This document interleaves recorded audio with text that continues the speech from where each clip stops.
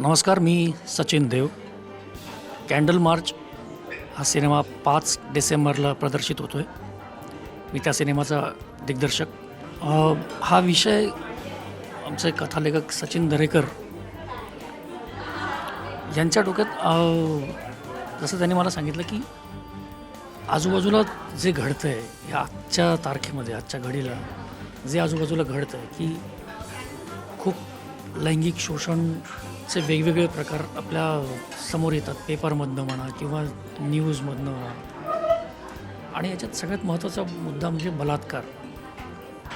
की आज रोज पेपर उघडला तर एक बलात्काराची बातमी आहेच. भलेही राशी भविष्यात आपले जाणार नाही, पण बलात्काराची एक तरी बातमी हवीच.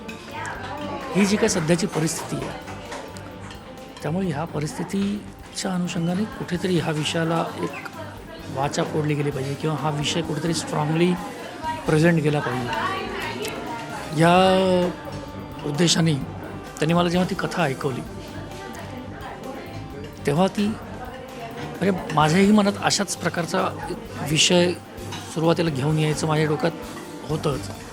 आणि त्याला या विषयाची जोड मिळाली की हा कुठेतरी सामाजिक विषय आहे, पण त्याच्यात तो आपण कमर्शियली कशा पद्धतीने प्रेझेंट करू शकतो.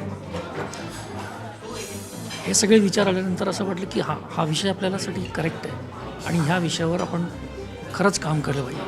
म्हणजे ती एक सामान्य नागरिक म्हणून ती जबाबदारीसुद्धा आहे आणि ती गरजसुद्धा आहे आजच्या काळामध्ये की अशा विषयांचे पिक्चर्स, अशा विषयांवरचे फिल्म्स ह्या यायला हव्यात, लोकांपर्यंत पोचायला हव्यात. त्यातली जी काय मानसिकता किंवा त्यातले जे काय सामान्य माणसांचे पॉईंट ऑफ व्ह्यूज आहेत हे कुठेतरी लोकांपर्यंत पोचले गेले पाहिजे. यातले जे कॅरेक्टर्स आहेत त्यातल्या प्रत्येक कॅरेक्टरची जी निवड केली गेली कास्टिंगसाठी, ती आम्ही त्या कॅरेक्टरचा ग्राफ, त्या कॅरेक्टरची बॉडी लँग्वेज किंवा त्या कॅरेक्टरचे जे चढ उतार आहेत त्या कॅरेक्टरमध्ये हे पोर्ट्रे करणारे ॲक्टर्स म्हणा, हे आम्ही विचार करताना किंवा ते कॅरेक्टर्स पेपरवर पोर्ट्रे करतानाच आमच्या डोळ्यासमोर ते लिखाणामध्येच एक एक नावं येत गेली. आणि सुदैवाने आम्हाला त्या गोष्टीसाठी फारसं झगडावं लागलं नाही. ही तितकीच खरी गोष्ट आहे की प्रत्येक कॅरेक्टरसाठी बऱ्याच ठिकाणी 2-2, 3-3 ऑप्शन्स असे शोधून काढतात, पण सुदैवाने आम्हाला त्याची गरजच भासली नाही. कारण प्रत्येक कॅरेक्टर पोर्ट्रे करताना, प्रत्येक कॅरेक्टर लिहिताना, आमच्या डोळ्यासमोर आमच्या व्हिज्युअलाइज करताना ती फिगर येत गेली.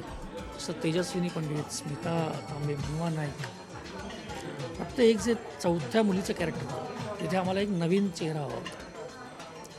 म्हणजे त्याच्यासाठी जे आवश्यक होतं की जो एक इनोसन्स किंवा जो एक क्यूटनेस आणि जो एक फ्रेशनेस हवा होता, त्याच्यासाठी आम्ही नवीन चेहरा सायली सहस्त्रबुद्धेने हा रोल केला आहे. प्रेक्षकांना मी एकच सांगेन की हा विषय थोडासा गंभीर असला, सामाजिक असला की आणि थोडासा बोल्डकडे झुकणारा असला की एक वेगळ्या पद्धतीचा ज्वलंत विषय आहे, पण तरीसुद्धा याचं सादरीकरण ज्या पद्धतीने आम्ही कमर्शियल पद्धतीने केलं आहे तर त्या विषयाचा बोथटपणा जो झाला आहे,